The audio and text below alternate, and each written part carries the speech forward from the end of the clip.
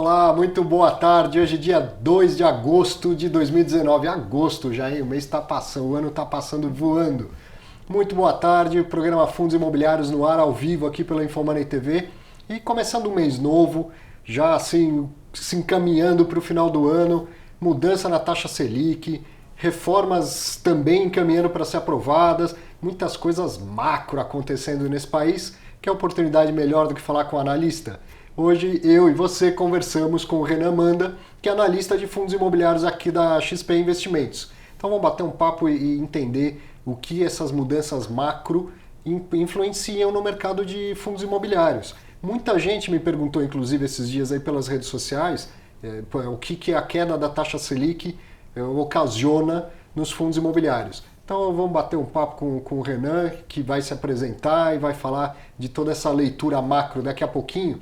Deixa eu falar rapidamente aqui dos fatos relevantes da semana, muitos fatos relevantes e muitas emissões, né? Olha lá, dia 29 de julho, o HGBS, o Red Brasil Shopping, anunciou a 8ª emissão de cotas, vai ser uma 476, você já está se habituando com esses termos, né?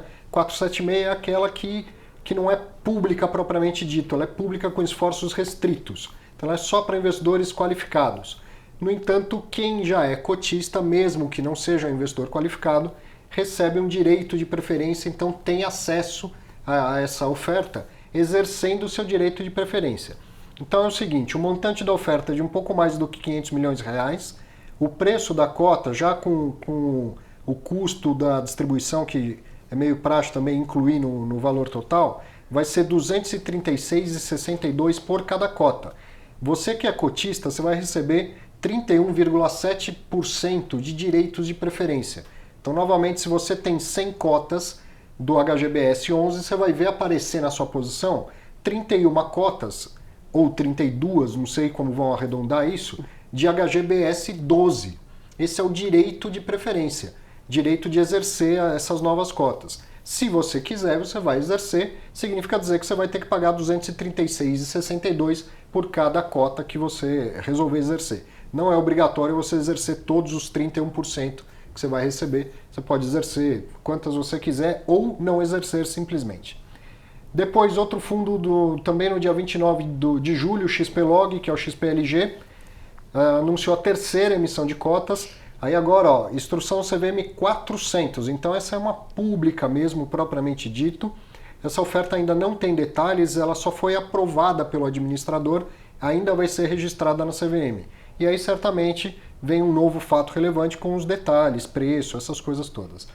Mesmo em relação à primeira oferta que eu falei, eu estou dando aqui um sumário só. Se você é cotista do fundo, entre lá no site do administrador, pegue o fato relevante, pegue o documento da oferta, leia ele todo para entender como faz para exercer o seu direito, se é na corretora, se é no escriturador. Não tem padrão para isso, para cada nova emissão, uma regra definida lá de acordo com os termos da emissão. Depois, 29/7, 2 fundos do CSHG, o Real Estate, que é o HGRE 11, e o Logística, que é o HGLG 11, deram fatos relevantes muito semelhantes. Conclusão de aquisição, no caso do HGRE, conclusão de aquisição do BRN One, então foi paga a 2ª parcela, né? Então não é uma novidade, não é um novo imóvel entrando no fundo, mas é a conclusão da aquisição, já pagou tudo que devia, né? E no HGLG, conclusão de aquisição de 2 galpões, um em São José dos Campos e outro em Vinhedo, também mediante o pagamento da 2ª parcela, no valor total é de 355 milhões. 30/7, o Malls Brasil Plural, que é o MOL 11, anunciou a aquisição de 6,67% do Shopping Tacaruna, que fica em Recife, e 5% do Shopping Maceió, que obviamente fica em Maceió. E essa operação, o curioso é que quem é cotista do VISC percebeu que esses ativos estavam também no portfólio do VISC e que ele anunciou, não por fato relevante, mas por aviso ao mercado, que tem diferença, a venda. Então, de fato, o Brasil Plural, o MOS Brasil Plural comprou essas participações do VISC. Então, uma troca aí de posições entre 2 fundos, né? Olha lá, destaques da semana é esse que a gente vai falar já já, eu vou conversar também bastante sobre isso com o Renan. Queda da taxa Selic, 6% ao ano. menor patamar histórico, pelo menos desde do Plano Real, mais, né, na imprensa estão falando 33 anos, 6% ao ano. O que isso impacta na economia, o que isso impacta nos seus fundos imobiliários? Posso te adiantar que isso é ótimo. Quanto menos taxa de juros, melhor para todo mundo. Mas daqui a pouco a gente fala com mais detalhes. E para você que está começando, ó, baixa aqui, está o endereço na sua tela, o Guia de Investimento em Fundos Imobiliários. Esse é um e-book gratuito que eu escrevi, está disponível, mais de 25 mil pessoas já baixaram isso e tem lá suas primeiras dúvidas. Você vai entender o que é fundo imobiliário, qual a segurança de investir nisso, como funciona na prática. Enfim, baixe, comece a ler, vai entendendo e vai se ambientando com o fundo imobiliário. Depois você vai lá, compra uma cota, leia o relatório gerencial daquele fundo que você comprou e assim você vai aprendendo na prática também. Quer aprender mesmo? Quer investir tranquilo, sabendo o que está fazendo? Conheça o curso online Viva de Renda com Fundos Imobiliários. Esse curso tem quase 9 horas de duração, eu gravei aqui com o Infomoney e aí sim você vai entender esse mercado de cima e embaixo e vai investir com segurança, porque você vai saber o que está fazendo. Você vai entender o seu perfil, vai entender o perfil dos fundos e vai montar o portfólio que mais atende às suas necessidades. Certo? Vamos bater um papo aqui? Você me encontra pelas redes sociais, sempre bom receber um recado, receber uma sugestão, umas reclamações que de vez em quando chegam também, são muito bem-vindas e merecidas. Deixa eu conversar com o Renan, que é hora de bater um papo aqui, de né? bater um papo e das pessoas te conhecerem, né, Renan? Obrigado, muito bem-vindo ao programa Fundos Imobiliários. Obrigado, eu que agradeço pelo convite. Bom, vou me apresentar aqui um pouquinho. Meu nome é Renan, né? Já foi apresentado aqui. Só falar um pouco do meu background, né? Eu sou aqui na XP o novo analista de fundos imobiliários. Já trabalhei com investimentos nos últimos 10 anos. Desses últimos 10, sendo 7 olhando o segmento imobiliário, né, analisando ações, falando com as empresas, muitas vezes tendo conversas também com as gestoras de fundos imobiliários, que em diversos casos as operações são entre as empresas e fundos, né? Um exemplo disso foi até a operação recente BRMOS, BTG, que também de certo modo envolveu o VISC, né? E aí acabou também de certo modo refletindo numa operação do MOS Brasil, né? Então toda essa cadeia de informações eu já de certo modo acompanhava, e aí recentemente, né, vou cobrir fundos imobiliários aqui, e daqui para frente vocês verão minha cara aqui mais vezes. Exatamente. Isso vem acontecendo com mais frequência, Renan? No começo, então, há 7 anos, quando você começou a olhar para o segmento imobiliário, uma empresa de capital aberto era muito maior do que um fundo imobiliário. Perfeito. E aí, provavelmente você nem olhava para fundo imobiliário naquela época, olhava só para as companhias abertas eram muito e tal. pequenos na época, né? E agora, não, os fundos imobiliários estão ganhando corpo, relevância, liquidez e tal. Vai chegar uma hora que não vai ter o analista de fundo imobiliário e de companhia, vai ter o analista do segmento imobiliário e ele vai dar call tanto de ações como de fundo imobiliário? Você acha que vai chegar nisso? Eu acho que sim. Eu acho que cada vez mais os fundos hoje estão ganhando relevância, estão ganhando corpo. Não só isso, mas a qualidade dos ativos e das gestoras está melhorando bastante. A comunicação deles em ter um time de RI, né, se espelhando na comunicação em termos de releases, de relatórios de gestores. Então, cada vez mais o perfil do analista vai se mesclar com a análise de ações. Então, talvez olhar uma empresa de shopping, uma empresa de escritório e um fundo de escritórios, um fundo de shoppings, faça total sentido ter essa sinergia e ter uma mesma pessoa olhando. Né? Como você mencionou, as empresas costumavam ser muito maiores do que os fundos vieram crescendo, se diversificando, e eu acho que não é irreal dizer que a liquidez desses fundos hoje já é bem relevante. Alguns têm mais liquidez do que as ações das companhias abertas. Exatamente. Em alguns casos você tem empresas em que venderam ativos para fundos imobiliários e esses fundos imobiliários desses ativos são mais líquidos que as ações das empresas. Exato. Né? Então, isso mostra a força que esse segmento está ganhando. Ele está ganhando uma relevância muito grande, ele tem uma liquidez que é fácil a gente olhar só valor de mercado, mas valor de mercado a gente tem que olhar o que é o capital disponível ali, o que é o float, né? Certo.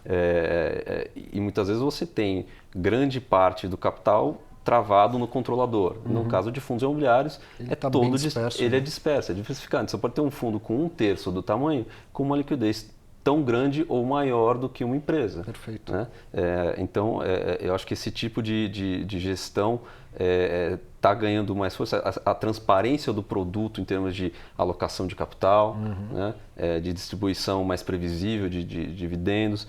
Então, isso tem atraído muito pela simplicidade e transparência da estrutura.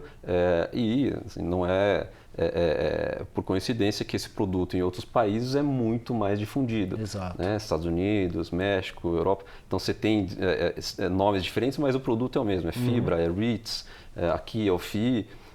Então são fundos em que gerem os ativos e que tem uma estrutura, alguma isenção tributária, alguma estrutura fixa alta de pagamentos de dividendos, uma previsibilidade muito grande. Então, assim, é uma receita que lá fora já se comprova que realmente funciona. Começou isso alguns anos atrás, talvez pela crise que a gente viu nos últimos anos. Deu uma travada, né? Deu no uma mercado. travada, essa maturação demorou um pouquinho, mas nos últimos 2 anos o processo de alavancagem de número, diversificação dos ativos, dos fundos, cresceu de forma explosiva. Isso é só o primeiro passo desse ciclo que a gente está vendo. Exato, eu vou aproveitar. Você falou assim, cresceu de forma explosiva.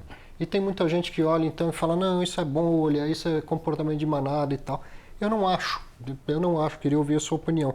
A verdade é que a gente sai de um mercado muito pequeno. A gente estava conversando um pouco antes aqui, né, de começar o programa, e eu estava falando para o Renan que o programa começou em 2016 e tinha 90 mil cotistas. Então tinha nada, tinha traço, estatisticamente falando, no tamanho desse país. Perfeito. Continua sendo praticamente traço, mas agora são quase 400 mil. Então é um crescimento muito grande, muito acelerado, porque a gente parte de uma base ainda muito pequena. Perfeito. Né? Mas à medida que vai chegando mais gente, vai chegando mais mercado, essas emissões que a gente está mostrando. Eu acho que as coisas estão andando num compasso que eu não vejo um comportamento de bolha nesse momento. Não tinha essa mesma opinião em 2012, 2013. Por enquanto, hoje eu não vejo um comportamento de bolha. Pode ser que daqui 3 meses eu mude de opinião, mas hoje eu não vejo. Você concorda com isso? Eu concordo. Eu acho que a gente está num primeiro passo em que o produto está ganhando exposição e por isso está crescendo muito rápido. A base de cotistas está crescendo bastante.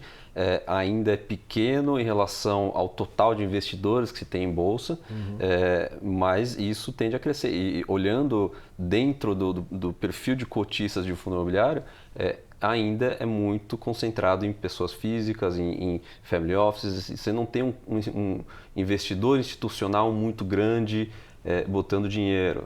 Em muitos casos, isso já falando de experiências passadas, alguns investidores já estrangeiros ou locais com capital estrangeiro começam a perguntar, mas eu consigo entrar com capital ali? Como é que está a liquidez disso aqui? Está no radar, né?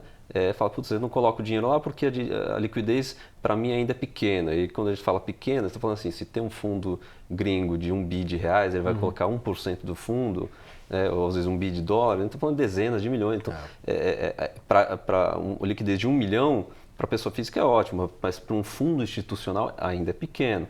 Mas isso está fechando o gap, né? Os fundos estão ganhando corpo, estão ganhando liquidez, e uma hora que você passa de um certo nível de liquidez, você traz um outro pool de demanda por esses ativos, né? Que eu acho que aí viram realmente um caminho sem volta, né? Assim, ele é uma classe de ativo que veio para ficar, é algo que eu comento frequentemente, assim, fundo imobiliário, esse é o segmento imobiliário, ele é o único segmento em que ele tem um produto específico para ele na bolsa. Você tem ações e você tem um fundo imobiliário.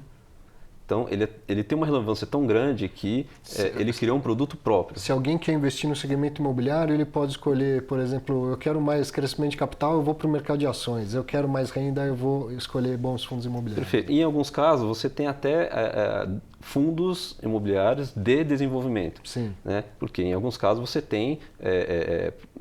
o fundo usa aquela estrutura mais eficiente, tributária e tudo mais, para fazer aquilo. Lógico que tem que estar muito bem explicado, né, que quando você tem desenvolvimento existem, né, características específicas de perfis de pagamento e tudo mais, mas esse produto lá fora já é muito mais difundido. Existem outros setores que nem entraram na bolsa e que lá fora existem, né, então, ou que são muito incipientes aqui na parte de saúde, educação, data centers, torres de celulares, enfim, existem outros produtos que se assemelham, que existem fundos imobiliários lá fora e que poderiam ser refletidos de certo modo aqui, né? Eu acho que existe um mercado muito grande ainda do lado dos fundos para compra de ativos, né? Assim, tradicionalmente o Brasil é um país muito patrimonialista, então as empresas tendem a ter suas fábricas, seus galpões, ter os seus prédios próprios. Mas isso muda com o tempo também, Com o tempo né? muda, Com o porque entendimento lá do atrás empresário. era inflação alta, juros altos, então valia mais a pena, até como um head da empresa, dela ter o ativo.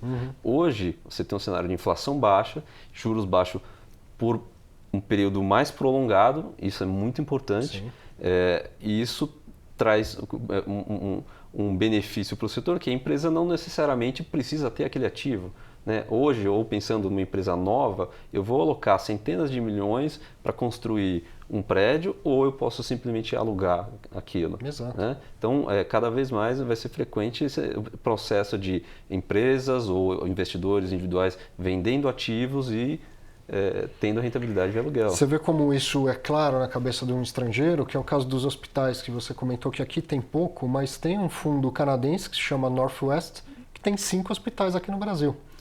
E os hospitais fecharam com o fundo contratos de 25 anos renováveis por mais 25.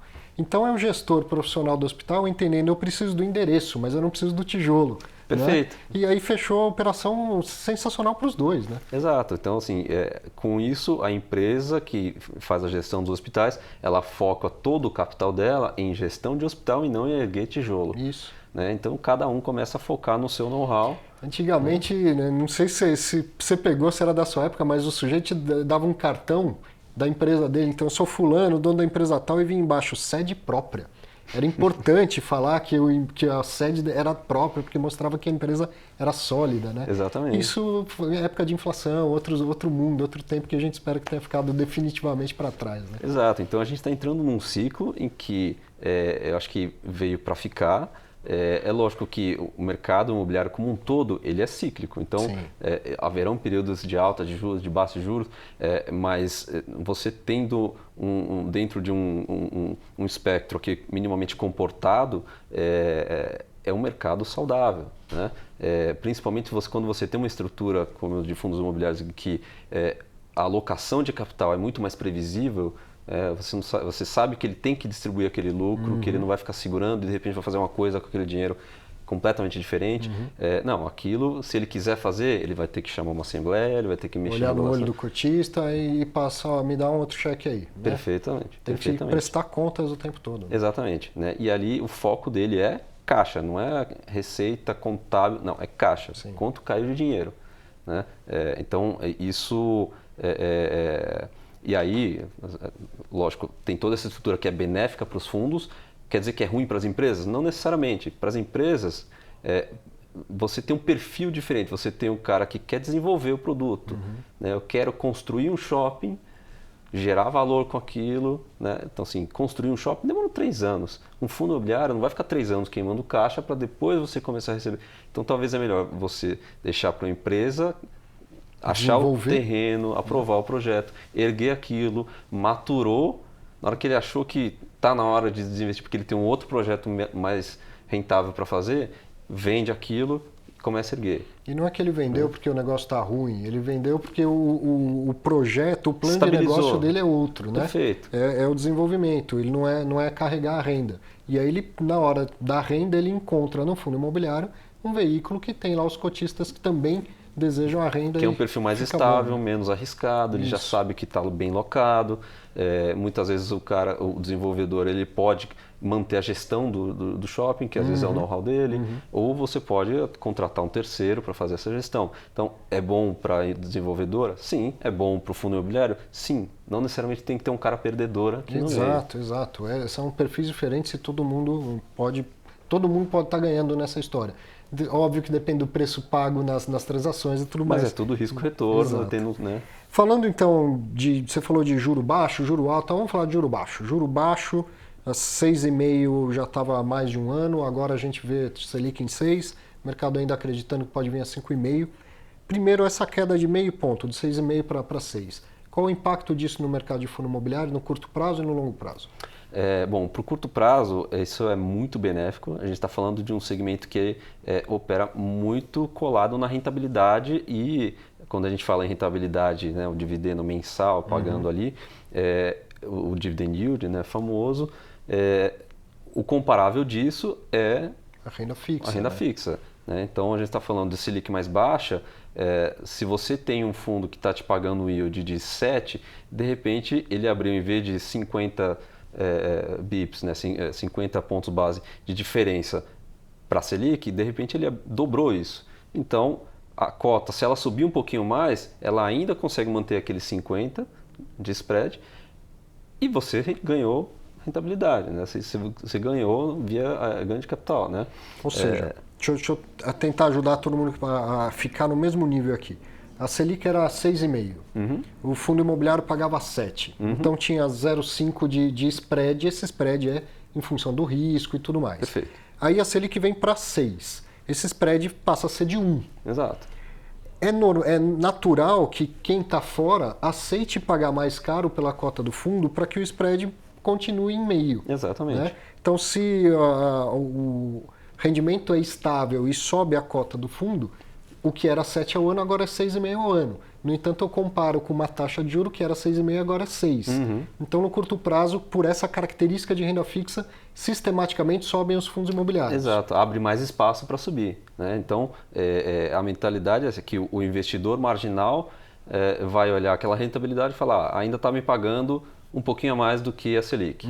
Né? E essa comparação é fundamental, né? Fundamental, porque quando a Selic estava em 14, você tinha que ter um yield lá em cima. Agora, quando você tem uma Selic de 6, você pode dobrar a cota, que ele ainda vai te dar um yield acima da Selic. Sim. E é o que aconteceu nos últimos meses, anos. Você tinha um mercado em que, com essa queda toda de Selic, as cotas voaram. Né? A gente já está com essa taxa de juros, quer dizer, estava já há um certo tempo, e agora voltou, né, uma queda aí de 50 bips, possivelmente mais alguma daqui para frente. Isso abre espaço de novo para dar mais uma pernadinha, né, para as cotas dos fundos. Então, isso é extremamente benéfico para o mercado de fundos imobiliários como um todo, não só para os fundos de tijolo, também para os fundos de CRIs, porque mesmo os fundos de CRIs que têm as dívidas estão indexadas com juros mais altos. Sim. Né? Então, do mesmo jeito, aquela dívida você consegue precificar um pouquinho mais lá e reduzir o spread. Do mesmo jeito que por exemplo, um Tesouro Nacional. Sim. Né? Aí a dívida, quando ela é pré, ou IPCA mais alguma coisa, uma parcela pré, ela vai valorizar quando o juro cai. Exatamente. Aqueles que têm CDI, eles são pós-fixados, eles vão multiplicar por um valor menor, pode marcar um pouquinho mais para baixo. Exato. Né?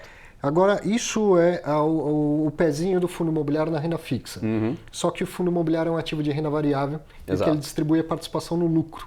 Perfeito. Quando o juro cai, a gente pode pensar que para frente o lucro dos fundos tende a aumentar, e aí você já pode dar aquele panorama por segmento que você queria falar. Legal, é o que a gente estava até discutindo aqui antes. A gente estava falando muito no aspecto macro aqui de rentabilidade, comparar com uma renda fixa, mas no final a gente está falando dos ativos que estão dentro dos fundos. Né? E aí, eu vou até separar aqui um pouquinho entre os segmentos de lajes corporativas, shoppings, condomínios, parques logísticos. Tá?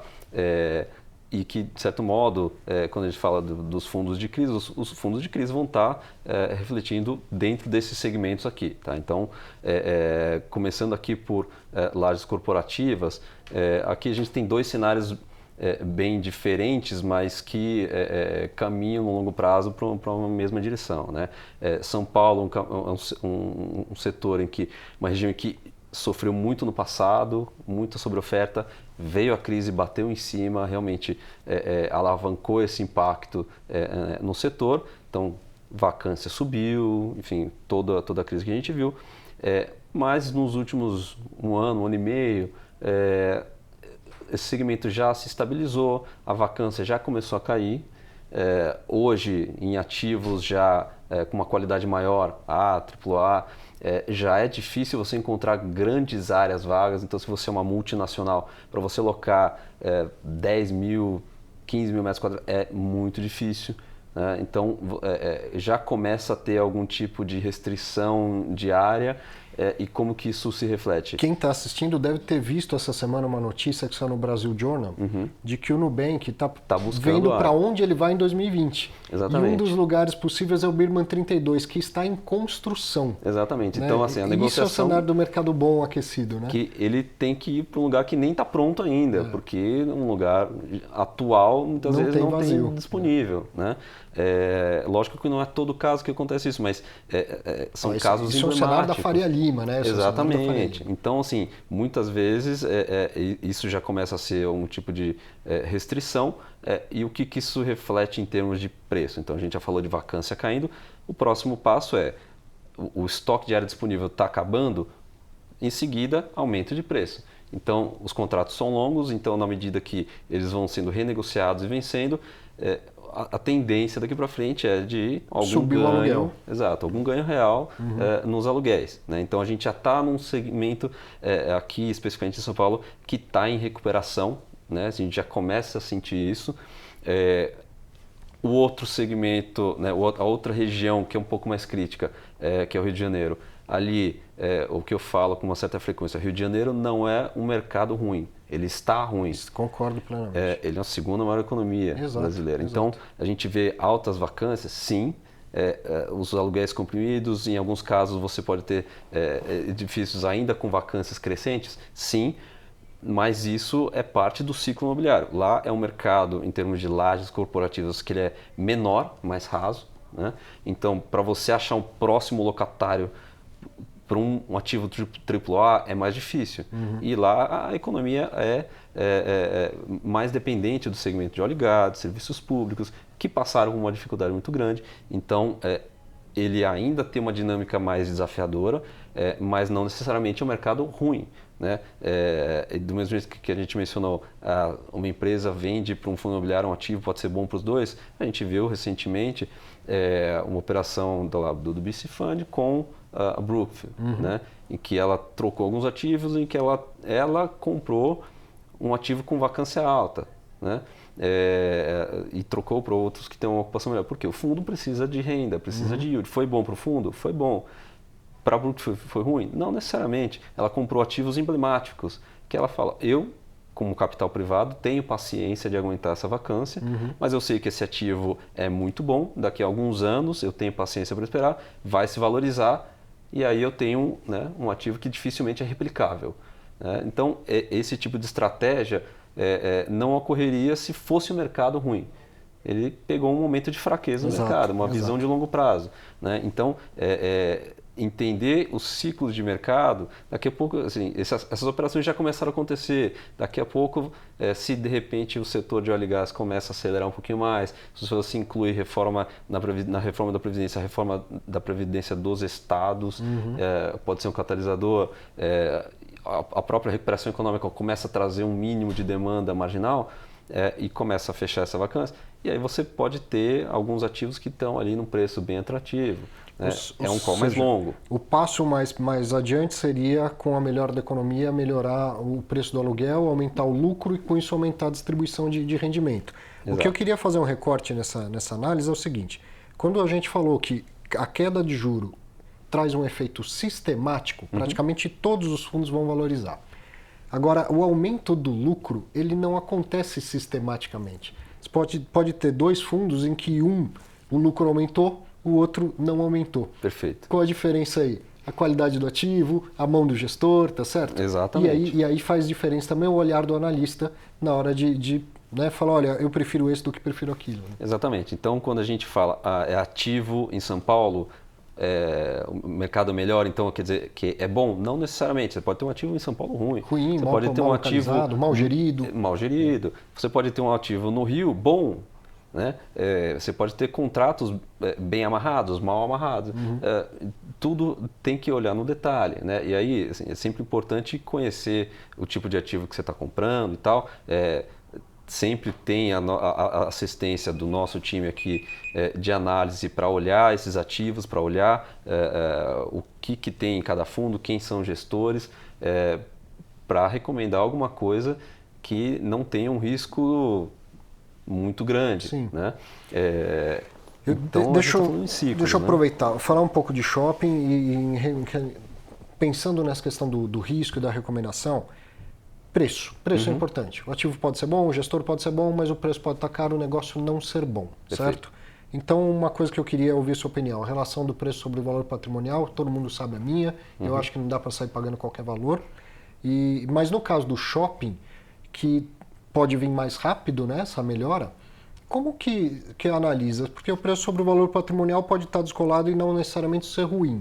Então, como que eu analisaria um fundo de shopping? Se ele está crescendo em receita, como que faz essa análise?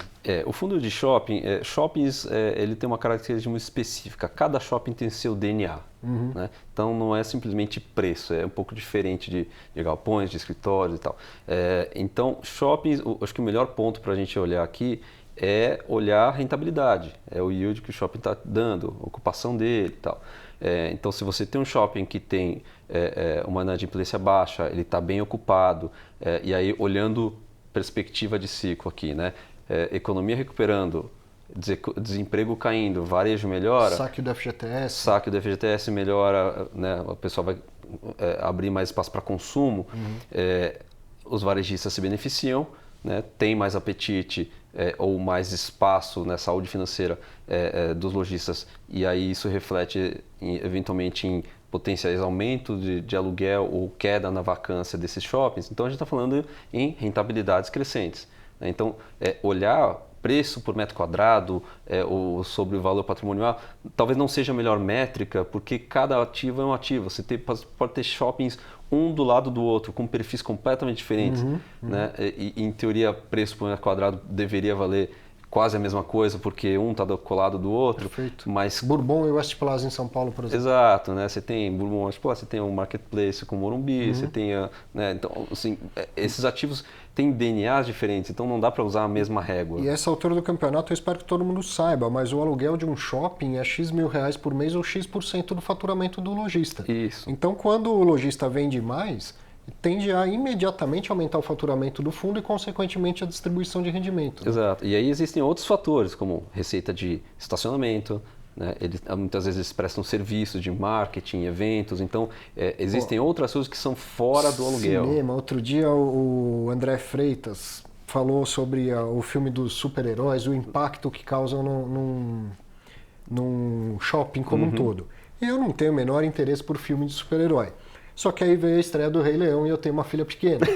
Lá fui eu levar minha filha no shopping. Eu gastei mais de 500 conto naquele dia. Porque você chega antes, vai almoçar, depois você compra isso, depois aquilo e tal. O efeito de um blockbuster no cinema para o faturamento do shopping é uma coisa incrível. Exatamente. Que doeu no meu bolso, espero que volte em rendimento.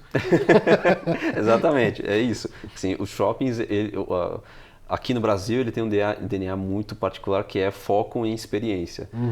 Ele não é um lugar em que se você entra, não é uma galeria que você entra, compra uma coisa e vai embora. Muitas vezes você vai e não compra nada. Você vai, come, toma um sorvete, vê um filme e sai sem nenhuma sacola. Mas gastou um monte. Exato.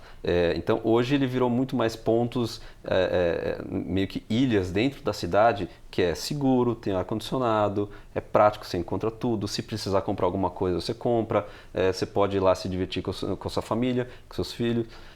E tá tudo perto de casa. Né? Tem uma praticidade muito grande. Então, esse tipo de DNA que cada shopping tem, um é mais um perfil mais popular, o outro é um perfil mais premium. Então, você tem caras diferentes para cada tipo de ativo. Então, o melhor jeito de olhar isso é muito mais pela rentabilidade, pela solidez que o shopping tem. Se a venda é crescente, e informações que estão disponíveis no relatório que estão disponíveis, né? Então, as gestoras que cada vez vêm melhorando mais as práticas de comunicação com o mercado, vêm falar, ó, minha venda está crescendo tanto, o fluxo de automóveis no estacionamento está crescendo tanto. O relatório gerencial do pessoal da Red é uma coisa incrível. Já está com 40 páginas. Exato. Todo mês. O detalhamento que tem lá é uma coisa incrível. E se você comparar com o relatório de empresas listadas, está chegando, né, tete a tete ali. Então é o processo que a gente comentou. Os fundos estão criando uma política de comunicação com os seus investidores que beneficia muito essa liquidez, né? Todo essa euforia que a gente viu no mercado nos últimos meses, de ofertas vindo, de as cotas se valorizando e tudo mais, isso não é da noite para o dia que acontece, né? Assim, os fundos fizeram um trabalho de formiguinha de vamos estruturar um time de comunicação, vamos uniformizar as variáveis que a gente vai falar para o mercado, vamos tirar práticas ruins que podem criaram condições para isso. Exato, né? Eles semearam isso e, lógico, com o mercado como um todo melhorando, né, esses catalisadores foram se juntando e deu no que deu, né? Uma surpresa boa. Ô Renan, já até despertou o negócio aqui, passa muito rápido e você vai ter que voltar para falar de galpão, de fundo de papel, claro, e na próxima vez já vai voltar provavelmente com uma carteira também. Com certeza, vamos sim. Muito bom, obrigado, muito bem-vindo, espero você com certeza mais vezes aqui no programa. Tenho certeza que quem assistiu gostou. Espero que tenham gostado e vamos bater mais um papo. Das próximas vezes a gente fala mais um pouquinho dos outros segmentos aqui. Muito bom. Obrigado. Manda um recado, hein? Quero saber se você gostou do Renan, do programa. Procura o Renan aí nas redes sociais, manda um recado para ele também. Um grande abraço, um ótimo fim de semana para você.